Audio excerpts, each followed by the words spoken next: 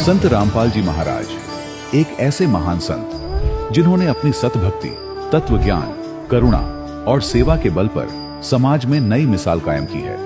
संत रामपाल जी महाराज की अगुवाई में उनके सभी सतलोक आश्रमों से समाज कल्याण के अद्भुत कार्यों ने समाज को सुनहरे भविष्य की एक नई उम्मीद दिखाई है।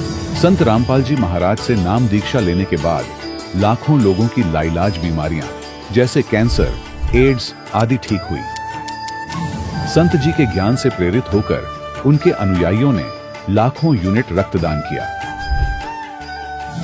संत जी ने लाखों बहन बेटियों का दहेज मुक्त विवाह करवाया।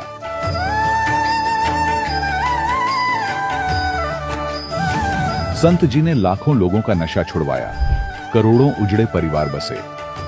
संत जी के आश्रमों में समागम के दौरान निःशुल्क नेत्र चिकित्सा, दंत चिकित्सा प्रदान की जाती है।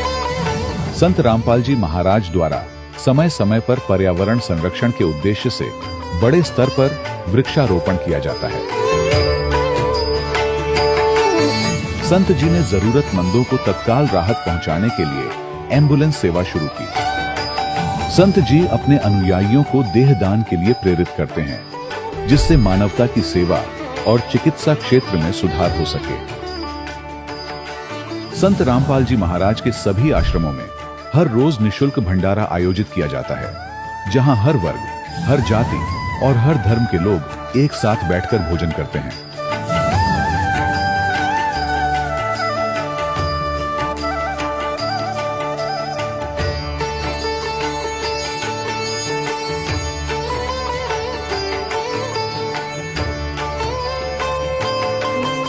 संत रामपाल जी महाराज की अन्नपूर्णा मुहिम ने गरीब और बेसहारा लोगों के जीवन में एक नई ऊर्जा और उम्मीद को जन्म दिया है। घर घर खाद्य सामग्री और जरूरी मदद पहुंचाकर संत रामपाल जी महाराज ने लोगों को दुख और मजबूरी से लड़ने की ताकत प्रदान की है।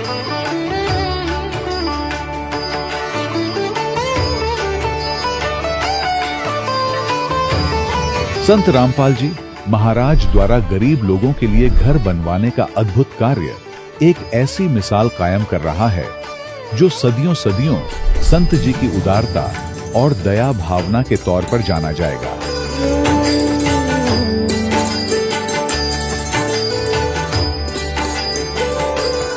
संत रामपाल जी महाराज के आश्रम में हजारों बुजुर्गों को सम्मान और प्यार के साथ जीवन जीने का अवसर मिलता है। उनके खाने, रहने और स्वास्थ्य की पूरी जिम्मेदारी संत रामपाल जी महाराज उठाते हैं। अनाथ बच्चों के लिए संत रामपाल जी महाराज के सभी आश्रम किसी वरदान से कम नहीं। यहाँ उन्हें शिक्षा, संस्कार और भविष्य के लिए बेहतर अवसर प्रदान किए जाते हैं। चाहे बाढ़ हो, भूकंप या महामारी, संत रामपाल जी महाराज और उनके अनुयायी हमेशा ही जरूरतमंदों के लिए सबसे आगे खड़े रहते हैं। कोविड महामारी के दौरान संत रामपाल जी महाराज के आश्रमों से करोड़ों लोगों के लिए भोजन, दवाइयां और जीवन रक्षक सामग्रियां उपलब्ध कराई गई। चाहे गरीब की मदद हो या किसी शोषित और पीड़ित वर्ग के हक और सम्मान की लड़ाई, संत रामपाल जी महाराज ने हमेशा ही उनकी दबी आवाज को सरकारों तक पहुंचाया है और उन्हें उचित न्याय दिलवाने में अहम भूमिका अदा की है। समाज में आध्यात्मिक और सामाजिक मूल्यों के प्रति जागरूकता लाने में संत रामपाल जी महाराज हर कदम पर मानवता के सच्चे सेवक साबित हुए हैं। संत रामपाल जी महाराज का जीवन हमें सिखाता है कि सच्ची सेवा वही है जो निस्वार्थ भाव से की जाए। आइए हम भी इस महान सेवा के कार्य में इस महान संत से जुड़ें और संत रामपाल जी महाराज से नाम दीक्षा लेकर अपने जीवन को धन्य बनाएं।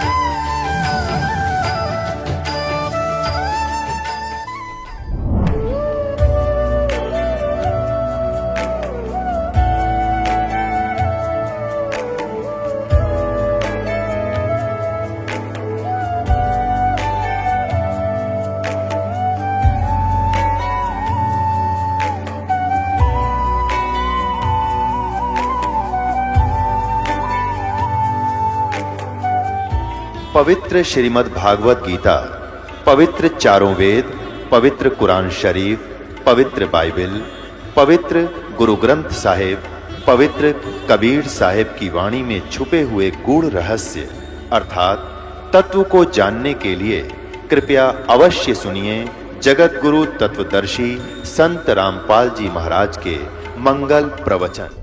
सत साहिब दर्शकों, मनुष्य अपने जीवन में जैसे जैसे आध्यात्मिकता की ओर आगे बढ़ता है, वैसे ही उसके अंदर सवाल भी बढ़ते रहते हैं। दर्शकों, ऐसी ही कहानी थी छत्तीसगढ़ के रहने वाले लुकेश जी की। लुकेश जी पहले कबीरपंथी सतनामी पंथ से जुड़े हुए थे और उसी को मोक्ष प्राप्ति की साधना जानकर कर रहे थे। लेकिन दर्शकों, आज लुकेश जी का कहना है कि असली कबीरपंथी तो मैं अब हुआ हूं। अब मुझे वास्तव में कबीर साहिब जी के ज्ञान का अनुभव हुआ है। दर्शकों, आइए जानते हैं कि आखिर लुकेश जी ने एक कबीरपंथी संत को छोड़कर दूसरे कबीरपंथी संत की शरण क्यों ग्रहण की। सुनते हैं लुकेश जी की कहानी, उन्हीं की जुबानी। नमस्कार सर। नमस्कार सर जी। सर, क्या नाम है आपका? मेरा नाम लुकेश दास है। मैं जिला राजनांदगांव छत्तीसगढ़ का निवासी हूँ। लुकेश जी, संत रामपाल जी महाराज से नाम दीक्षा आपने कब ली? संत रामपाल जी महाराज से नाम दीक्षा मैंने 1 मार्च 2014 को ली। संत रामपाल जी महाराज से नाम दीक्षा लेने से पहले आप क्या भक्ति साधनाएं करते थे? संत रामपाल जी महाराज से नाम दीक्षा लेने से पहले चूँकि हम लोग कबीरपंथी थे पहले से, और उसी के अकॉर्डिंग हम लोग सातवें पंथ सतनामी पंथ से बिलोंग करते हैं। और छत्तीसगढ़ में एक संत हुए हैं गुरु घासीदास करके, हम लोग उसी की भक्ति साधना करते थे सर जी। तो फिर आप संत रामपाल जी महाराज की शरण में कैसे आए? संत रामपाल जी महाराज की शरण में हम लोग ऐसे ही अचानक एक दिन पापा टीवी का चैनल चेंज करते करते संत रामपाल जी महाराज का सत्संग टीवी पे आता है, अचानक लग गया सर जी। तो उसी को देखते देखते ऐसे देखते संत रामपाल जी महाराज का ज्ञान थोड़ा समझ में आने लगा। और जो घासीदास करके छत्तीसगढ़ में संत हुए हैं उसके भक्ति करते थे, तो दोनों का ज्ञान लगभग समथिंग सेम था। लेकिन घासीदास वाले जो पंथ से हम लोग जो भक्ति करते थे वो भक्ति अधूरी थी, क्योंकि घासीदास के भी कुछ ऐसे वाणी है, क्योंकि सातवें पंथ में थोड़ा ज्ञान चतुराई का था, तो ज्ञान चतुराई के अंतर्गत घासीदास के में भी थोड़ा ज्ञान था। तो घासीदास के कुछ ऐसे वाणी जो बोलते थे वो खटकता था, और संत रामपाल जी महाराज के सत्संग सुनते थे तो दोनों का वाणी जब मैच करते थे तो सेम मतलब बात आते थे। जैसे घासीदास भी बोले हैं कि सतनाम सब कहे, सतनाम जाने ना कोई, और सतनाम जाने तो आवागमन न हो। तो संत रामपाल जी महाराज बताते हैं कि सतनाम विश्व में मेरे अतिरिक्त और किसी के पास नहीं है, ये प्रूव करके दिखाए। और विश्व में अगर सतनाम है, और गुरु जी बताते हैं संत रामपाल जी महाराज की अगर पूर्ण मोक्ष कराना है और सद्भक्ति शास्त्र अनुकूल साधना कराना है तो मेरे आश्रम में आए और मेरे से नाम दीक्षा ले और मेरे ज्ञान को समझे और अपना आत्म कल्याण कराए। ऐसे करके तो उसी के अकॉर्डिंग फिर सत्संग देखते देखते ये ज्ञान हो गया कि वास्तविकन में इस संसार में संत रामपाल जी महाराज के अतिरिक्त और कोई संत नहीं है, और हमें उनसे नाम दीक्षा लेना चाहिए। 2014 को मैं संत रामपाल जी महाराज से नाम दीक्षा लिया। सर, संत रामपाल जी महाराज से नाम दीक्षा लेने के बाद आपको कुछ लाभ भी प्राप्त हुए? लाभ तो बहुत से प्राप्त हुए भगत जी। मेरे को बचपन से मतलब निमोनिया सर्दी हो गया था, प्राथमिक डॉक्टर वगैरह को दिखाया लेकिन ठीक नहीं हो पाया। हर साल मतलब निमोनिया रहता था। तो संत रामपाल जी महाराज से नाम दीक्षा लेने के बाद ठीक हुआ सर जी वो। और 2017 का बात है, मेरे मम्मी को ना मतलब अचानक दर्द हुआ राइट साइड में कमर पे। तो प्राथमिक चिकित्सा डॉक्टर के पास दिखाए, मतलब 2-3 महीने के अंतर्गत दर्द हो जाता है। इतना सहनी दर्द होता था सर जी की मम्मी ना ज़मीन में लेटे लेटे इतना खुरसते थे। हम लोग देखते थे ना तो इतना ये लगता था तक बहुत तकलीफ होता था कि हमारे मम्मी को क्या हो गया। उसके बाद हम लोग प्राथमिक डॉक्टर से दिखाए तो डॉक्टर 2-3 महीने के अंतर्गत वैसे ही दर्द हुआ तो डॉक्टर बोलता है कि मेरे को लगता है कि हड्डी में कुछ प्रॉब्लम है, आप एक्सरा करवा लो ऐसे करके। उसके बाद डॉक्टर पर्ची बना कर दिए कि आप राजनांदगांव जिला अस्पताल में जाकर इलाज करवा लेना, वहाँ एक्सरा करवा लेना ऐसे करके। फिर मैं अपने मम्मी को लेकर राजनांदगांव जिला अस्पताल आ गया, वहाँ एक्सरा वगैरह करवाया। उसके बाद एक्सरा का रिपोर्ट में भिलाई में दिखाया हड्डी रोग विशेषज्ञ को। तो वो बोले कि हड्डी में कोई प्रॉब्लम नहीं है, आप सोनोग्राफी करवा लो ऐसे करके। सोनोग्राफी करवाया सर जी, तो उसमें मम्मी का रिपोर्ट आया कि बच्चेदानी में 6 mm का मांस का जो टुकड़ा है वो ना चिपक गया है, तो उसको मतलब ऑपरेशन करके निकालना पड़ेगा बच्चादानी को ऐसे करके, और वो हो सकता है उसमें कैंसर का भी शिकायत हो जाए ऐसे करके, 40,000 रुपये ऐसे लगेंगे ऐसे करके ऑपरेशन में बताए थे। पापा बोले कि ऐसा ऐसा बात है, एक बार संत रामपाल जी महाराज से प्रार्थना लगा लेते हैं, उसके बाद गुरु जी का जो आदेश होगा उसके बाद फिर ऑपरेशन करवाएंगे ऐसे करके। तो पापा संत रामपाल जी महाराज से अरदास लगाए, उसके बाद गुरु जी का संत रामपाल जी महाराज का आदेश हुआ कि बेटा आप परमात्मा ऊपर विश्वास रखो और अपनी भक्ति करते रहो, आपको एक दिन परमात्मा ऊपर विश्वास रखो। उसके बाद भगत जी गुरु जी का आदेश जैसे हुआ ना, हम लोग मेरी मम्मी को मैं डिस्चार्ज करा दिया और संत रामपाल जी महाराज का भक्ति करने लगा। आज लगभग ये 17 का बात है भगत जी, 17 और आज 21, मतलब 4 साल हो गए मम्मी को, मतलब किसी प्रकार का, मतलब अब उस दिन से ना भगत जी किसी भी प्रकार का मतलब दुख नहीं हुआ मम्मी को मेरा।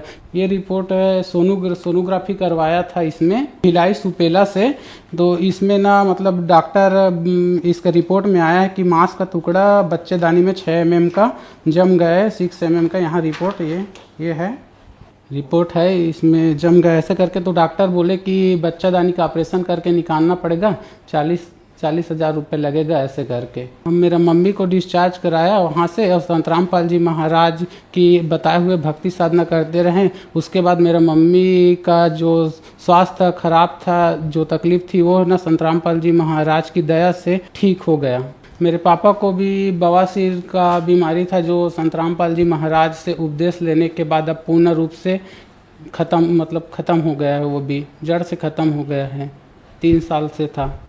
सर, संत रामपाल जी महाराज से नाम दीक्षा लेने के बाद आपको लाभ ही लाभ मिले, तो जो दर्शक आज आपको देख रहे हैं और वो भी इन सभी बीमारियों से ग्रस्त हैं, उनके लिए आप क्या कहना चाहेंगे? उनको मैं यही कहना चाहूँगा कि आप भी संत रामपाल जी महाराज से नाम दीक्षा ले और अपना आध्यात्मिक, आर्थिक और शारीरिक रूप से आप लाभ उठाएं और सद्भक्ति करके यहाँ से मोक्ष कराएं।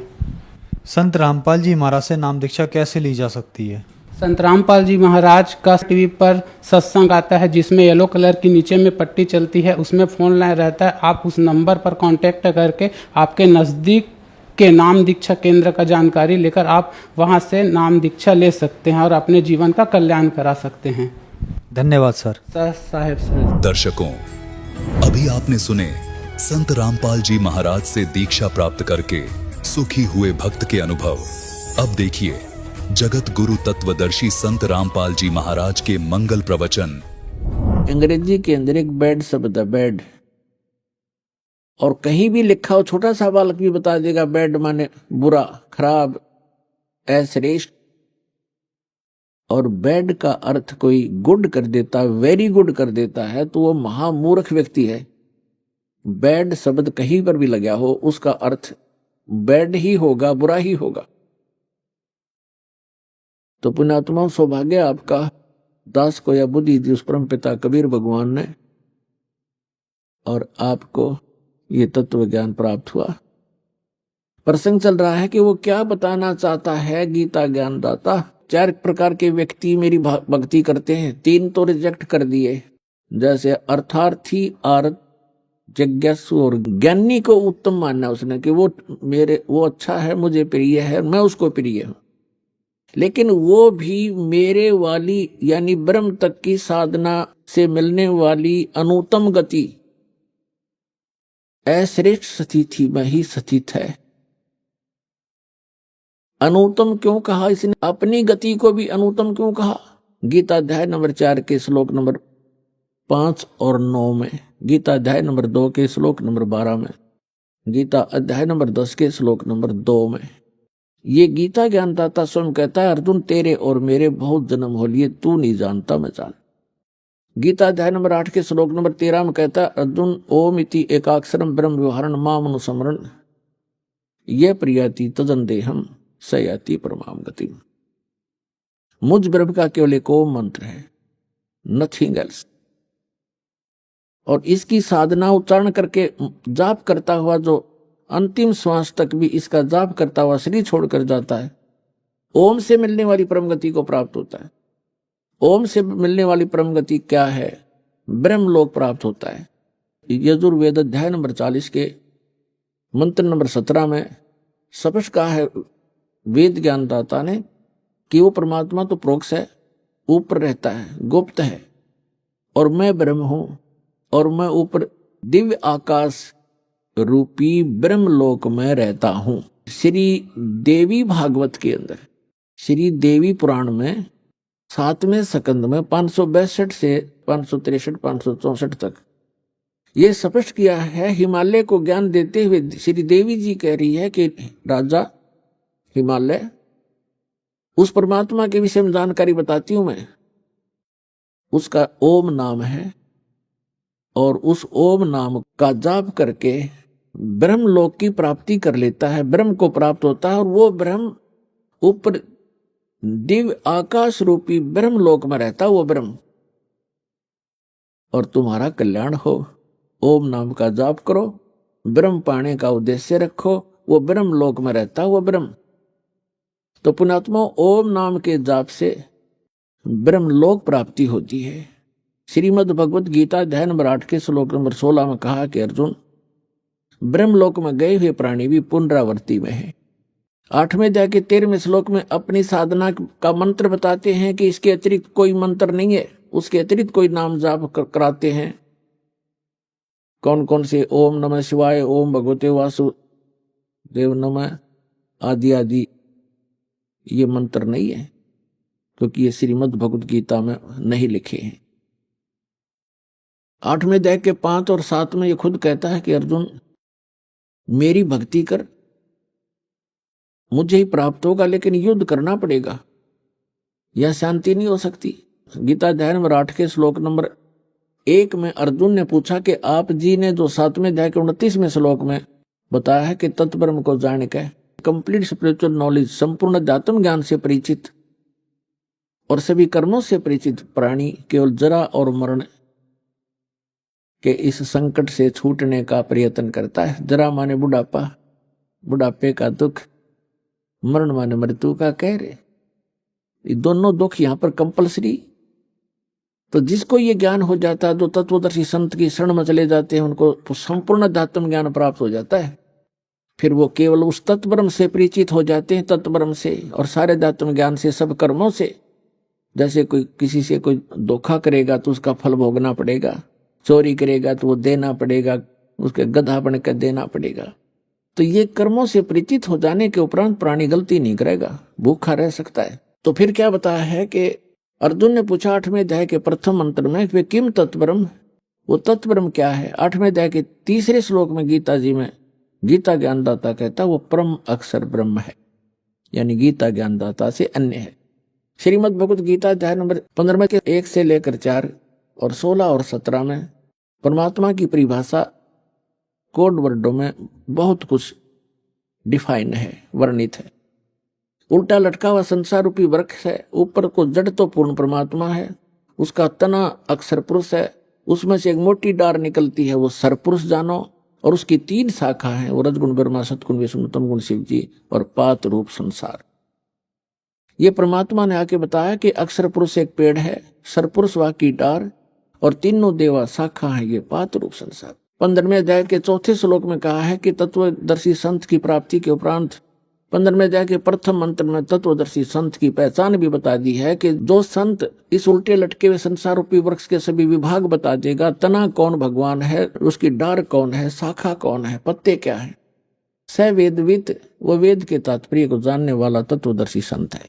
15वें अध्याय के 3 श्लोक में कहा कि उसके पश्चात उस तत्वदर्शी संत की प्राप्ति के उपरांत इस अज्ञान रूप गुत्थी को उस तत्व ज्ञान रूपी शस्त्र से काट के, उसके पश्चात 15वें अध्याय के 4 श्लोक में कहा कि उसके पश्चात परमेश्वर के उस परम पद की खोज करनी चाहिए, जहां जाने के बाद साधक फिर लौट कर कभी संसार में नहीं आता।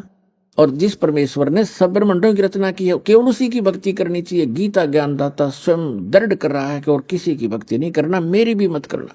उसके पाने का मंत्र बता 17वें अध्याय के 23वें श्लोक गीता जी में, ओम तत्सत इति निर्देश ब्रह्मण त्रिवेद समर्थ ब्राह्मणा तेन वेदा च यगा च विहिता पुरा। कि उस सच्चिदानंद घन ब्रह्म की यानी परम अक्षर ब्रह्म के पाने के 3 मंत्र के जाप का निर्देश है। निर्देश mean final direction, nothing else.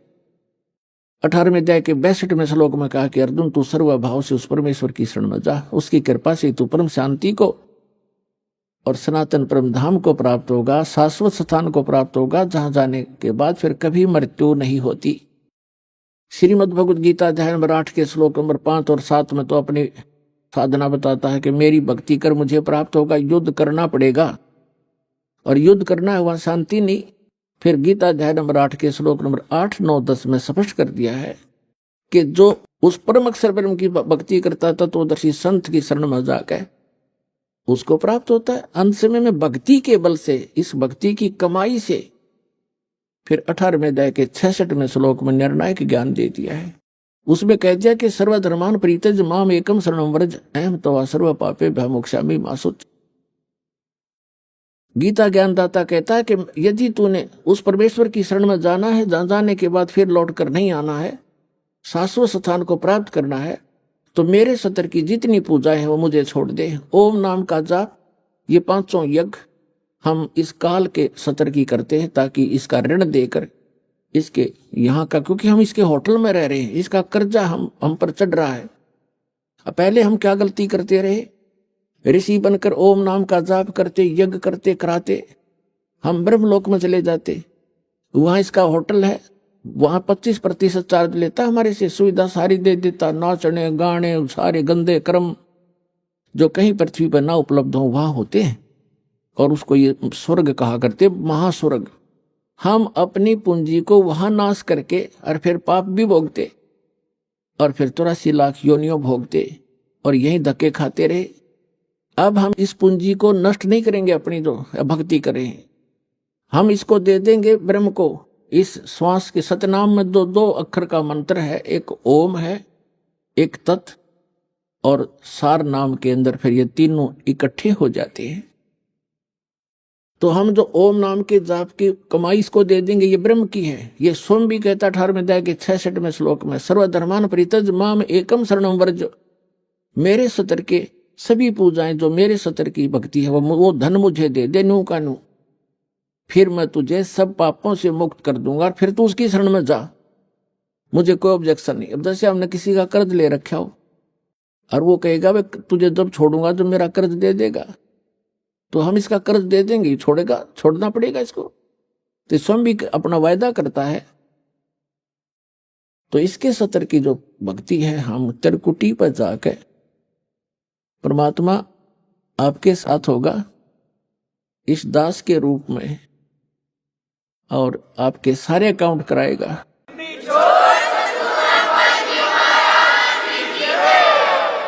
और वहां पर आपके एडवोकेट का काम करेगा परमात्मा इस दास के रूप में, और ये सारे मंत्र बोल बोल सुनाओगा वहां जाकर धर्मराज के दरबार में कि लो जी, आपके विधान में है सर्वधर्मान परित्यज्य माम एकम शरणं व्रज, उसके सतर की ये पूंजी पकड़ो। फिर वो बोलते नहीं, उनको विवश होकर के वह पूंजी जमा करनी पड़ती है, क्योंकि लीगल एडवाइजर साथ होता है, वो होता है भगवान खुद ही, और उनको मालूम हो जाता है। तो इस प्रकार पुण्यात्माओं, किसी भी ऑफिस में आप जाते हो और आपका एडवोकेट साथ हो, तो वो आधे वैसे डिप्रेस हो जाते हैं कि जानकार आदमी है, वो अटपट करोगे तो तुम्हारी फिर बात बिगड़ जाएगी। तो इसलिए गुरु की आवश्यकता आपको अंतिम श्वास तक पड़ेगी, और गुरु पूरा हो, पूरा गुरु हो, उस परमात्मा से परिचित हो, उसका कृपा पात्र हो, तो वो दास है इस पृथ्वी पर आज के दिन। और ये अपना डगमग ना होना।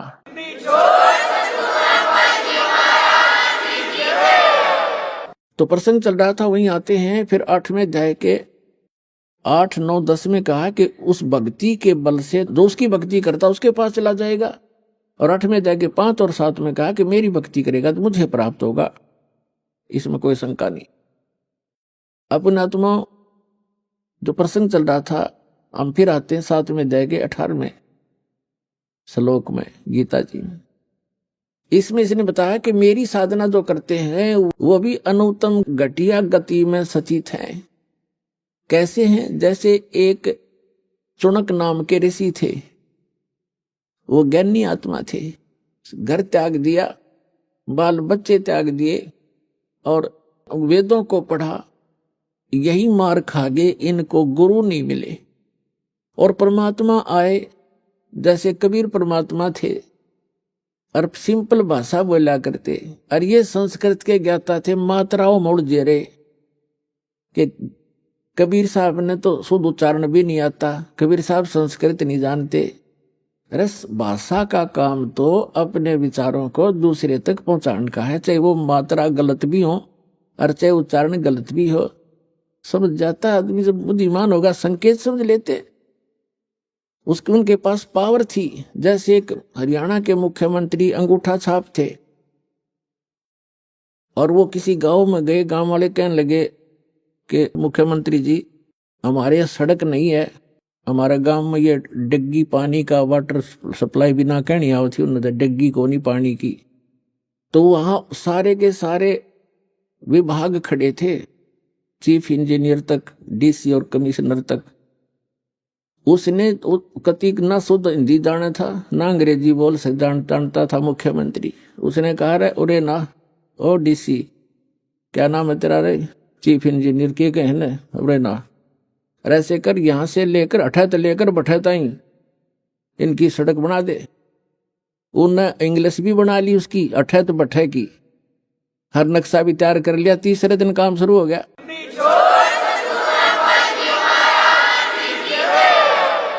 तो पुण्यात्माओं तो ये बकवास करते हैं ना, रामपाल ने संस्कृत नहीं आती, फलाना नहीं आता, ये तो वही हैं नकली। दास के पास वर्ड पावर है उस परमात्मा की दी हुई। जिस भी शब्द से बोलूंगा परमात्मा खूब जान लेता है और आपके सारे काम करेगा, मेंट नहीं लगेगी।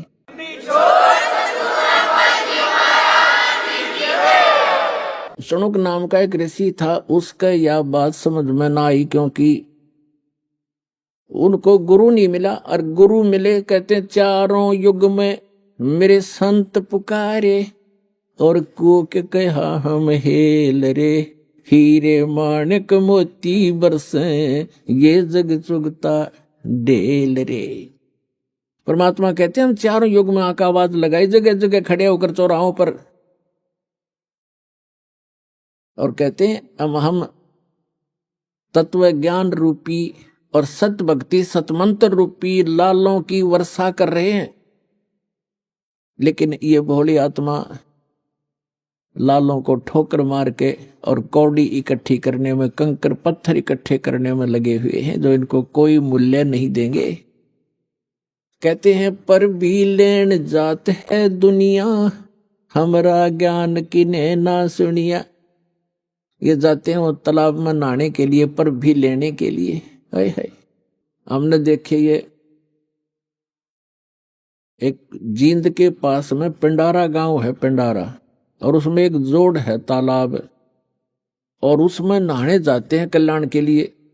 उसको पिंडारा तीर्थ कहते हैं। वहां देखा हमने ऐसा जल उसका गर्मियों में, उसमें गधा भी ना बढ़े। अरे ये श्रद्धालु उसमें लौटे, थोड़ा सा पानी लेके न्यू करें, वो पानी घना था नहीं, सारे नु ला के कल्याण हो जाएगा, क्योंकि मोक्ष के लिए भटक रही है आत्मा। तो परमात्मा कहते हैं, पर भी लेन जात है दुनिया, हमरा ज्ञान किन्हें ना सुनिया। तो परमात्मा आके बताया करते, तो वो इनके गले उतरा नहीं। मनु जी का, वशिष्ठ जी का, इनका जो ऋषि पाक रहे थे, संस्कृत भाषा शुद्ध जाने थे, और वो भगवान आने बताने आए थे। चारों युग में आए मालिक। सतयुग में सत सुकृत कह टेरा, त्रेता नाम मुनिंदर मेरा, द्वापर में करुणा में कलाया, और कलयुग नाम कबीर धराया। चारों युग में हम आए। सतयुग में सत सुकृत नाम था परम पिता का, त्रेता में मुनिंदर ऋषि नाम से आए और समझाने की चेष्टा की, लेकिन इन संस्कृत के ज्ञाताओं ने मात्राओं में उलझे हुए इन अज्ञानियों ने उस लाल को पहचाना नहीं। और कहते द्वापर में हम करुणा में नाम से आए थे, एक बाल्मीक के को मिले थे, ऐसे ही जैसे कलयुग में एक धानक को, जुलाहे को मिले थे कमल के फूल पर। ऐसी लीला करते हैं प्रत्येक युग में परमात्मा। और कलयुग में कबीर नाम से आए थे। तो ये क्या बताते हैं परमात्मा कि हम चारों युग में आते हैं, और ये मात्रा की व्याकरण की भक्ति करने वाले ये भगवान को पहचान नहीं पाते। तो क्या बताते हैं, परमात्मा ने बताया है कि हम चारों युगों में आते हैं लेकिन ये पहचान नहीं पाते। तो उस चुनक ऋषि ने अपने आप निष्कर्ष जैसा भी सुना था ब्रह्मा से या किसी अन्य ऋषि गुरु से, ये फाइनल मान लिया कि ओम नाम है पूर्ण ब्रह्म का, कंप्लीट गॉड का। और उसके साथ साथ एक समय जब ब्रह्मा जी कमल के फूल पर इस काल ने धोखे से बैठा दिए, उससे पहले का उसका जीवन ब्रह्मा जी को कुछ नहीं मालूम है, कैसे जन्म हुआ, कहां से आ गया। कमल के फूल के ऊपर वो बैठा पाया, तब उसने सोचा सब पानी ही जल है, अब यहां मैं कैसे उत्पन्न हो गया। तो आकाशवाणी कर दी इस काल भगवान सरपुरुष ने, इनके पिता ने क्या कहा कि तप करो तप करो। 1000 वर्ष तक ब्रह्मा जी ने तप किया, फिर कहा सृष्टि करो। अब उनकी बैटरी चार्ज कर दी सिद्धियों से, तब से सिद्धियां आती हैं, और सिद्धियों से यहाँ के जंतर मंत्र इसी को इन्हीं खिलौनों से खेल कर प्रसन्न है। उसमें सिद्धियां आ गई तप करने से, और उसको फिर ये ब्रह्मा की पदवी दे दी, जिसके अंदर ऐसा गुण भर रखा था। इन सिद्धियों से और स्पीड से घूमते चलते हैं वो गुण की रेज, ऐसी टेक्निक है इसकी, आध्यात्मिक टेक्निक। तो कहने का भाव ये है कि ब्रह्मा जी ने गलती से उस आकाशवाणी को भी पूर्ण परमात्मा का आदेश मान लिया, और वही सभी ढंढोरा पीट दिया अपने वंशजों को, इन ब्राह्मणों को या ऋषियों को। तो फिर क्या हुआ कि पूरे के पूरे ऋषियों में एक ये लोक वेद बन गया कि भगवान की आकाशवाणी है तप करो। और वेदों में कहीं तप नहीं लिखा, ना गीता में। जो तप करते हैं उनको तो दुष्ट लिखा है 17वें अध्याय के 5 और 6, 7 मंत्र में गीता जी में, कि जो शास्त्र विधि को त्याग कर जो मनमाना घोर तप को तपते हैं, वो दुष्ट लोग मुझे भी दुखी करते हैं, और जितने भी कमलों के अंदर बैठे हुए जो देव हैं उनको भी दुख देने वाले होते हैं, उनको राक्षस समझना। लेकिन यह जी इनका काम करी नहीं, इन्होंने तप वहां से ले लिया। ओम नाम का जाप यजुर्वेद अध्याय नंबर 40 के मंत्र नंबर 15 से सेलेक्ट कर लिया, कहीं की ईंट और कहीं का रोड़ा। अब टुणक ऋषि ने साधना शुरू की, जैसे ये करते ही रहे हैं। और गीता अध्याय नंबर 11 के श्लोक नंबर 32 में ये कहता, अर्जुन मैं काल हूं और सबको नष्ट करने के लिए प्रवृत्त हुआ हूं। 11वें अध्याय के 47-48 में इसने कहा कि अर्जुन ये मेरा वास्तविक रूप है, मैं ऐसा हूं, ये है मेरा स्वरूप, और इसके दर्शन तेरे अतिरिक्त पहले किसी ने नहीं किए, ना आगे कोई कर सकता, और ना कोई जप से, ना तप से, ना वेदों वर्णित विधि से, ना कोई किसी यज्ञ से मेरे दर्शन, इस रूप के दर्शन नहीं कर सकता, अर्थात ब्रह्म प्राप्ति नहीं हो सकती। और इन्होंने ओम नाम का जाप जपया, वो इस ब्रह्म का सरपुरुष का ही है। 8वें अध्याय के 13वें श्लोक में गीता जी में स्वयं कहता है, ओम इति एकाक्षरम ब्रह्म विहरण माम अनुस्मरण ये प्रयाति तदंदेहं स याति परमाम गतिम। तो इन्होंने इस ओम नाम का जाप किया, और ये 11वें अध्याय के 47-48 में इनका अकल काम करी नहीं। गीता जी में यो कहता है, मेरी प्राप्ति, मेरे इस रूप का दर्शन, अर्थात मेरी प्राप्ति, ब्रह्म प्राप्ति, ना वेदों वर्णित विधि से, न जप से, न तप से, न किसी यज्ञ से किसी प्रकार भी नहीं हो सकती। तो जिस कारण से इन्होंने हठ योग भी किए, ओम नाम के जाप भी किए, समाधिस्थ भी हुए। तो ये कैसा करता है, ये जैसे कोई भी साधक साधना करने लगा, उनको मिसगाइड करने के लिए किसी को तो शंकर भगवान के रूप में दर्शन दे दिए, अपने पुत्र के रूप में। तो उस ऋषि ने मान लिया कि ये जो शंकर भगवान है ये काल का पुत्र है, तमोगुण, ये ताम इनके पास रहता है ऋषियों के। तो उन्होंने मान लिया ये है भाई परमात्मा। मैंने समाधि ला कर खूब देख लिया, समाधि दशा में मुझे इसके दर्शन हुए। और वो दिखा था काल, उसने कस प्रतिज्ञा कर रखी है कि मैं अपने वास्तविक रूप में कभी किसी को दर्शन नहीं दूंगा। गीता अध्याय नंबर 7 के श्लोक नंबर 24-25 में स्पष्ट कर रहा है कि ये मूर्ख जन समुदाय मुझ अव्यक्ति को, अव्यक्तम को व्यक्तिम आपनम मनन्ते अबुझा। मैं अव्यक्त रहता हूं, अपनी योग माया से छुपा रहता हूं, कभी किसी के समक्ष नहीं आता। ये मेरा अटल घटिया नियम है, अविनाशी नियम है। और ये मूर्ख मुझे कृष्ण मान रहे होंगे व्यक्ति। अब श्री कृष्ण तो सामने खड़ा था, वो कैसे कहता मैं छुपा रहता हूं? इसे सिद्ध है उसमें वो काल बोल रहा था। तो उसने तो ये ऐसी लीला करता है, तो इसलिए प्रतिज्ञा कर रखी है, ये मेरी अटल प्रतिज्ञा है। इसलिए ये किसी को विष्णु के रूप में दर्शन दे देता समाधि दशा में। वो विष्णु जी को फाइनल गॉड मान कर उसकी महिमा बना दी अपना आत्मा। अब जैसे प्रतिमाएं बनाई गई हैं, ये ऋषियों ने समाधि लगाई, और समाधि में जिसको भी जिस रूप में दर्शन मिले उसने उसी मिट्टी की मूर्ति उसी बना दी। आगे चल के ये मूर्ति एक परंपरा बन गई।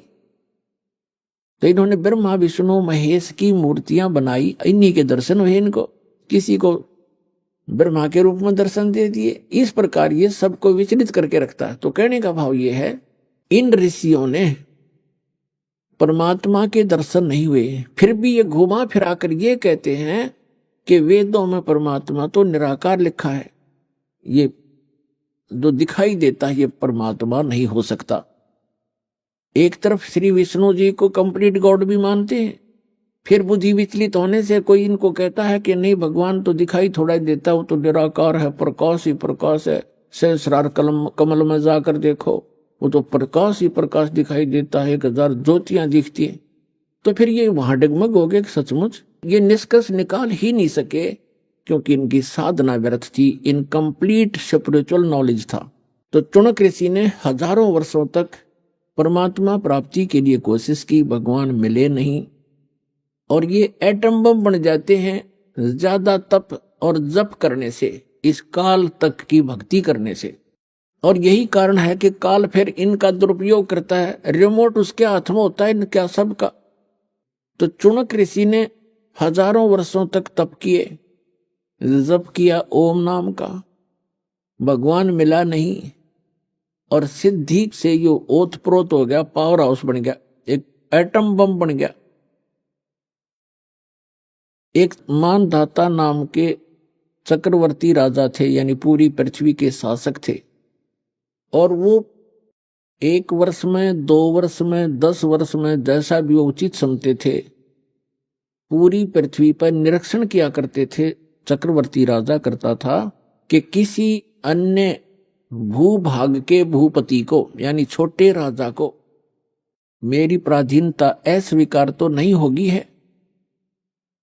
तो उसके लिए वो क्या करते थे, एक राजा का पर्सनल हॉर्स होता था, अपना घोड़ा निजी, उसके गले में एक पंपलेट लगा दिया करते थे। उसके साथ सैकड़ों हजारों की संख्या में सैनिक चल पड़ते थे। राजा का घोड़ा प्रत्येक छोटे राजाओं के राज्य में से गुजरता जाता था।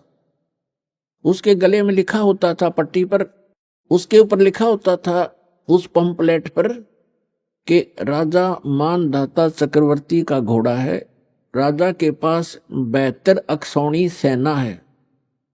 अक्षौणी का वैसे उसका अलग से डिटेल होती है, लेकिन हम सिंपल सा मानकर चलते हैं, 72 करोड़ मानकर चलो। राजा के पास 72 करोड़ सेना है, और जिस भी राजा को राजा की पराधीनता अस्वीकार हो, घोड़े को पकड़ ले और बांध ले और युद्ध के लिए तैयार हो जा। तो वो घोड़ा जब लेकर जा रहे थे सैनिक, चुनक ऋषि की कुटिया रास्ते में थी। रास्ते में चुनक ऋषि ने पूछा भी कहां जा रहे हो सैनिक? उन्होंने कहा बाबा जी हम कोई काम जा रहे हैं। वो चले गए। वापस जब आए तो भी उसी रास्ते से आए, वो सारी पृथ्वी पर घूम गए। उस शहर में एंट्री का वही रास्ता था उनका। उस ऋषि ने फिर पूछा भी सैनिकों कहां गए थे, इस घोड़ा खाली क्यों है? सब पर सवार हैं लेकिन इस घोड़े पर कोई असवार नहीं है, क्या कारण है? तब उन्होंने बताया कि ऋषि जी ऐसे ऐसे हमारे मानधाता चक्रवर्ती राजा का घोड़ा है और इसके ऊपर कोई बैठ नहीं सकता, इसके गले में लिखा है ऐसे ऐसे, और हम सारी पृथ्वी पर घूमकर आए हैं।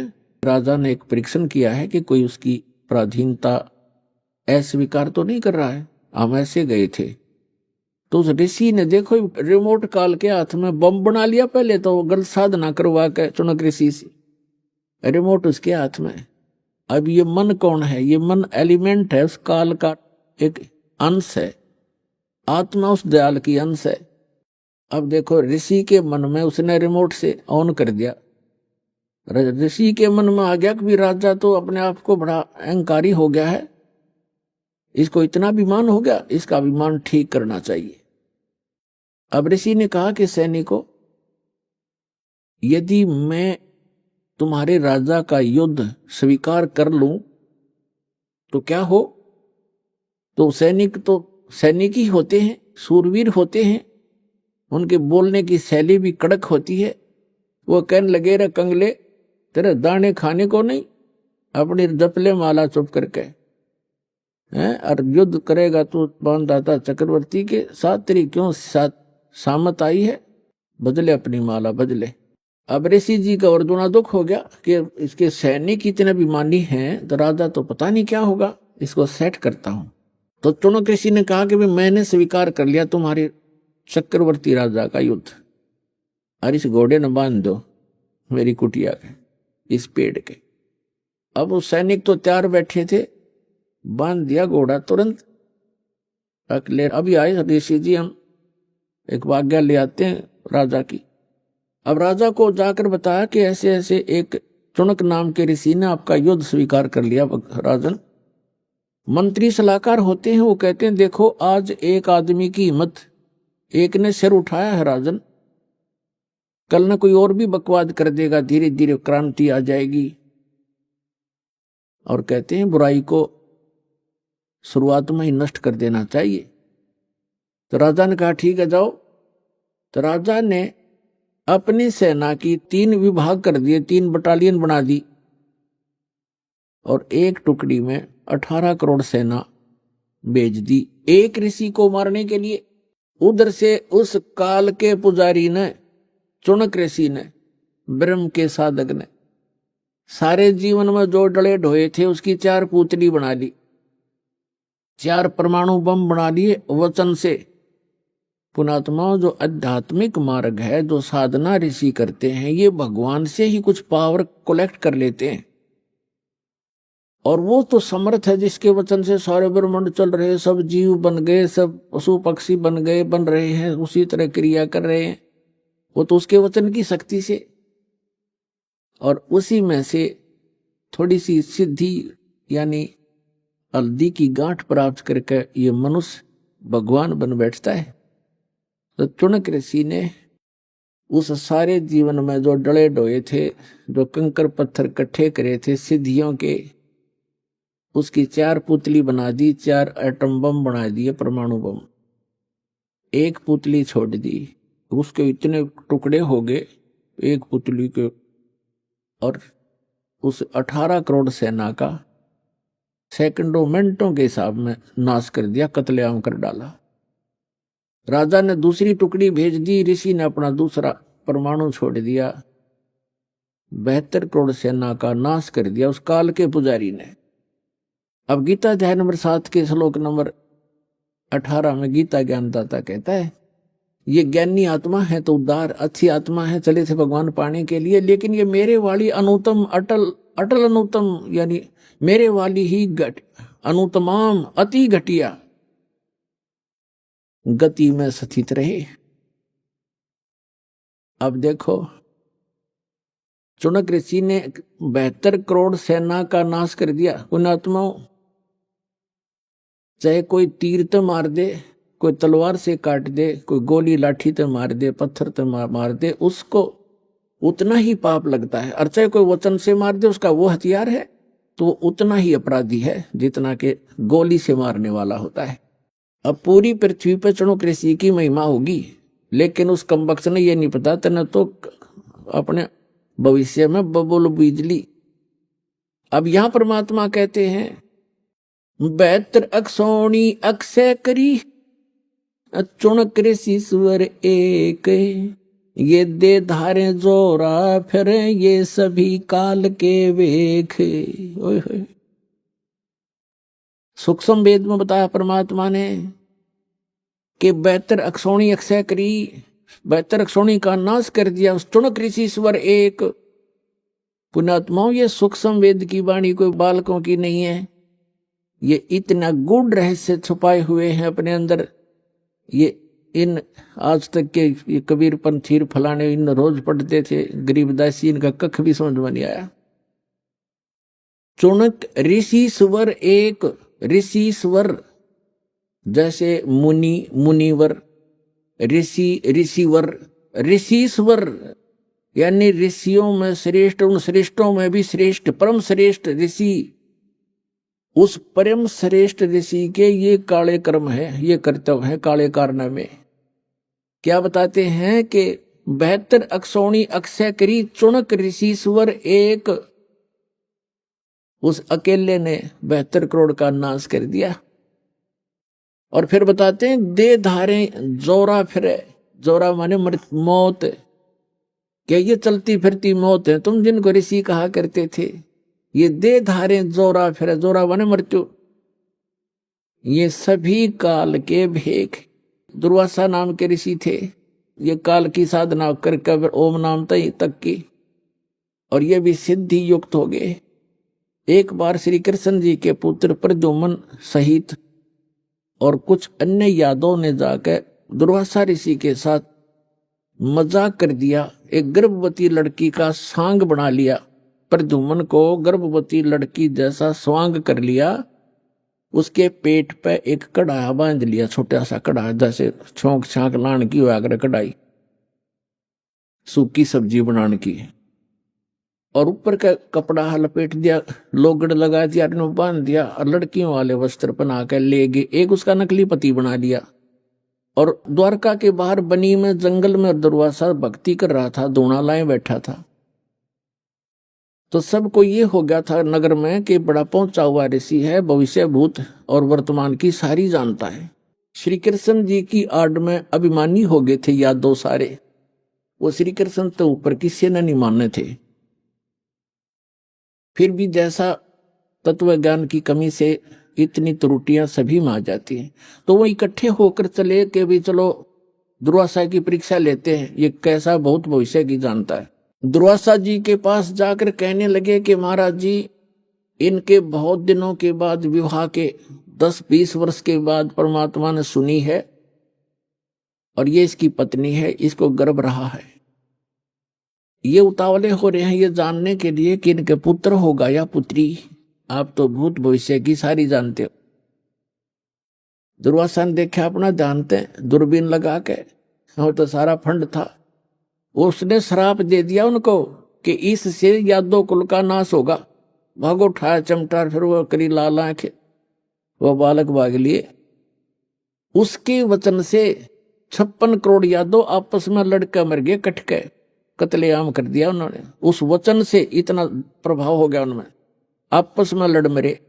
तो यहाँ सूक्ष्म वेद में कहा है कि दुर्वासा कोपे तहां समझने आई नीच, और 56 करोड़ यादव कटे, वह मची रुधिर की कीच।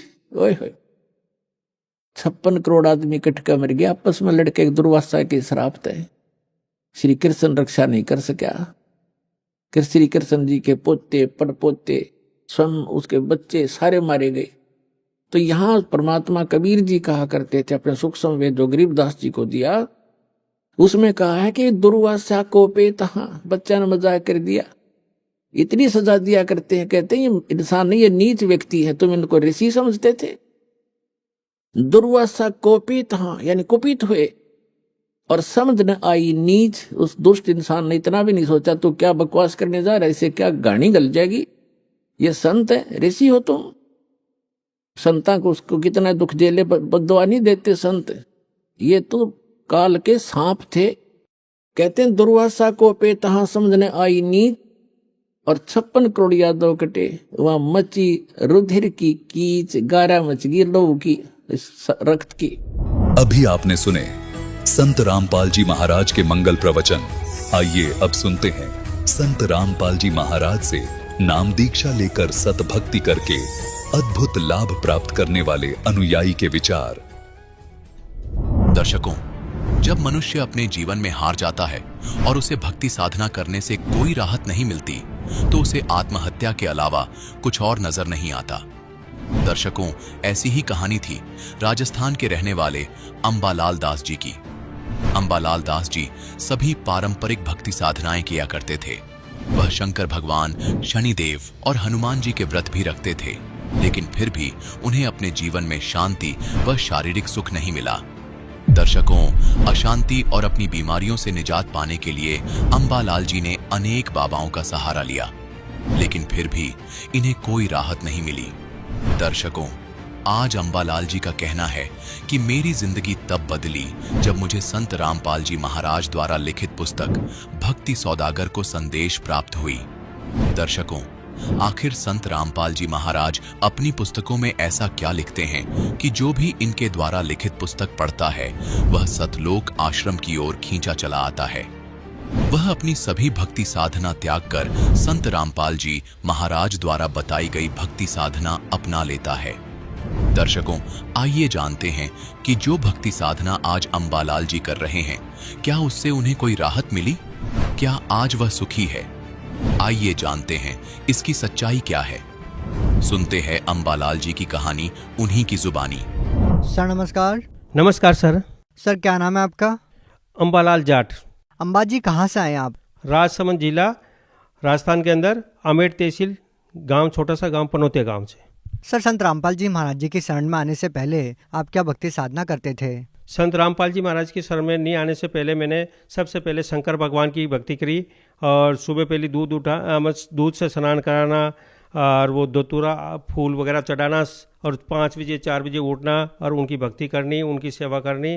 उससे भी मेरे को राहत नहीं मिली और वो कोई भगवान का कोई लाभ नहीं मिलने से मैं वहाँ से थक के फिर मैंने शनि महाराज की चालू करी। शनि महाराज के वहाँ पर सेठ जाना, तेल चढ़ाना, उनका मतलब जो ये ज्योतिष वालों को उसका जाप का पैसा देना, खूब प्रयत्न किया, वहाँ से भी राहत नहीं मिली। फिर उसके बाद में मैंने हनुमान जी की भक्ति करी। हनुमान जी की भक्ति करने से भी मेरे को राहत नहीं मिली और मैंने घर त्याग कर हनुमान जी की तो भक्ति ऐसे करी कि मैंने घर त्याग कर 5-6 महीना होती मैं उस बाबा के साथ ही रह गया। वहाँ पर भी राहत नहीं मिलने से फिर वहाँ से उस बाबा का कुछ लक्षण आचरण सही नहीं लगा, तो मैं वहाँ से भी फिर चल के वापस मैं जहाँ मजदूरी नौकरी करता था वहाँ चला गया। और वहाँ पर नौकरी करते करते मेरे को सन 1998 में मेरे को खुजली की बीमारी होगी, सन 1998 में। और ये अपने जांजपुर के अंदर में मार्बल के अंदर, जो जांजपुर आर्ट कोर्ट के अंदर वह मार्बल है, घेवरिया माइंस के पास में, वहाँ पर मैं मैनेजर था, माइंस ऑपरेटर भी था। तो वहाँ पर मैंने खुजली की बीमारी से सही पूरा इलाज करवाया, ट्रीटमेंट करवाया और एक इंजेक्शन उस टाइम में 700 रुपये का लगता था, बहुत ही तगड़ा, जो उसकी भयंकर इलाज। उसमें मेरे सारे पलंग कपड़े वगैरह मेरे पत्नी के, मेरे बच्चे के सबके चेंज करवा देते हैं। और उसके बाद में सब जलाने के बाद भी वो खुजली की बीमारी नहीं मिटी। फिर उसके लिए मैंने जगह जगह इंदाबाज और अपने नाम जी, उस इंदाबाज ठीक नहीं होने से फिर मैं राजकोट ज़िले में वहाँ गया। साला जी रहते थे तो वहाँ पर क्यों भी अच्छा डॉक्टर है वहाँ पर, तो राजकोट ज़िले के अंदर वहाँ पर तहसील को तालुका बोलते हैं, जसदन तालुका के अंदर मैंने वहाँ पर भी इलाज करा के वहाँ भी थक गया। फिर वहाँ से मैं घबरा के वापस आया। ऐसे ऐसे मेरे को 10 साल लग गए, 10-12 साल लग गए। 2010 में मैं बिल्कुल घबरा के वहाँ से, और मैं देवी देवता को कि तो मेरे को मूर्तियों को फेंकेंगे, ये फिर उनके देवता को जाके मेरे को ठीक करे या मेरे को मौत दे दे। सर आपने अपने पूरे जीवन में इतनी सारी साधनाएं की है, पूजाएं की है, इसके बावजूद भी आपको खुजली की बीमारी हो गई जिससे आप 10 साल तक पीड़ित रहे। तो सर हम आपसे ये जानना चाहेंगे कि इतनी गंभीर बीमारी जिसके लिए आप गुजरात तक गए, तो सर वो बीमारी कैसे ठीक हुई? वो बीमारी सर ऐसे हुई थी कि मैं एक मकान बनाया था संत रामपाल जी महाराज की दिया से, पर नाम तो नहीं लिया था, पर मैं उसको परमात्मा मानते थे। तो उसका नक्शा बनाने के लिए मैंने कोई प्लॉट खरीदा, तो उसका नक्शा के लिए मैंने आमेट गया था। आमेट के अंदर एक भैरू लाल जी है जो उनको नक्शा बनाते थे, वो रामपाल जी महाराज के शिष्य थे। वहाँ पर एक पुस्तक मिली थी भक्ति का सौदागर, उस पुस्तक को पढ़ी और उनसे प्रार्थना करी कि वो भाई गुरु जी है और ये जिंदे है, ये जो तुम्हारी बीमारी वहाँ काट सकते हैं। तो फिर उसके बाद में सर मैंने वो उस बेरुदास जी से मैंने पुस्तक ली भक्ति के सौदागर। तो फिर ये पुस्तक मिलने के बाद में मेरे को ये विश्वास हुआ कि भाई ये संत अंतिम संत है और बहुत सारे संतों के पास तो मैं जा चुका हूँ। अंतिम सहारा लिया मैंने, भाई अगर के तो मेरे बचूं तो इन संत जी से बच सकूँ, नहीं तो अब तो मेरी मृत्यु को मैं आत्महत्या कर लूँगा। इस बीमारी से इतना तंग आके अंतिम सहारा लेकर संत रामपाल जी महाराज की शरण में मैं गया बरवाला। और बरवाला आश्रम में 24 सितंबर 2010 को सतगुरु रामपाल जी महाराज से मैंने नाम दीक्षा ली। सर, संत रामपाल जी महाराज जी से नाम दीक्षा लेने से पहले आपने अपनी बीमारी के इलाज के लिए काफी रुपए खर्च किए, तो सर क्या संत रामपाल जी महाराज जी से जब आपने नाम दीक्षा ली तो उसके लिए भी आपको कोई पैसे देने पड़े? संत रामपाल जी महाराज ने नाम दीक्षा तो के पैसे तो नहीं लिए सर, वहाँ पर खाने पीने की सारी व्यवस्था फ्री है और नाम दीक्षा मेरे को गुरुजी ने फ्री में बख्शिश दी थी और मेरा जीवन दान और ही बख्शिश में दिया। जीवन दान कैसे मिला आपको? जीवन दान क्यों, मैं आत्महत्या पर आ चुका था, क्योंकि इस बीमारी से 10 साल काटते हुए गरीब आदमी जिसके पास पैसे कर्जा करके और परेशान होके परिवार वाले भी मेरे से नफरत करने लगे कि भाई ये तो पागल है, ये तो पैसा उड़ाते रहेगी इसकी ज़िंदगी में। और संतों ने जिसके पास में गया कि भाई ये तेरा पिछले कर्म के भोग है, ये तो तेरा भोगना ही पड़ेगा। देवी देवताओं ने ये किया, भाई ये तेरा कर्म का भोग भोगना पड़ेगा, ये तेरे को कोई नहीं मिटा सकता है। तो क्या संत रामपाल जी महाराज जी ने आपके पिछले कर्मों के भोग को काट दिया? सर, संत रामपाल जी महाराज ने इतनी दिया करी कि जो ज्योतिष वालों के पास में और ये धर्म गुरुओं के पास में जाते थे तो ज्योतिष देखकर जो देखने वाले बताते थे कि भाई 40 साल में तेरी लास्ट मौत है, तेरी तीसरी घात है। उसके पहले 2 घात मेरे पे हो चुकी थी, तीसरी घात है, तू यहाँ बच नहीं पाएगा। और इस 40 साल के बाद में तेरी कोई उम्र नहीं, चाहे कहीं भी तू कुछ भी कर ले, किसी संत के पास जा, चाहे किसी देवता के पास जा, कोई भी पूजा करने की। तो संत रामपाल जी महाराज ने वो मेरी 40 साल की उम्र में मेरी मौत थी उसको काट दी। और आज मैं आपके सामने सदगुरु रामपाल जी महाराज से की दिया से मेरे कोई बीमारी नहीं कोई कष्ट, और मेरे शारीरिक आर्थिक और मानसिक सारे लाभ संत रामपाल जी महाराज की कृपा से मिल गए।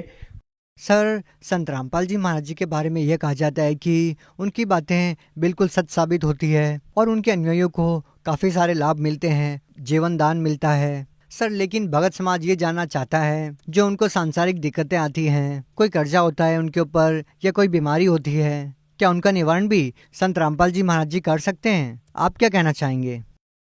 बिल्कुल सत्य जी, सदगुरु रामपाल जी महाराज जी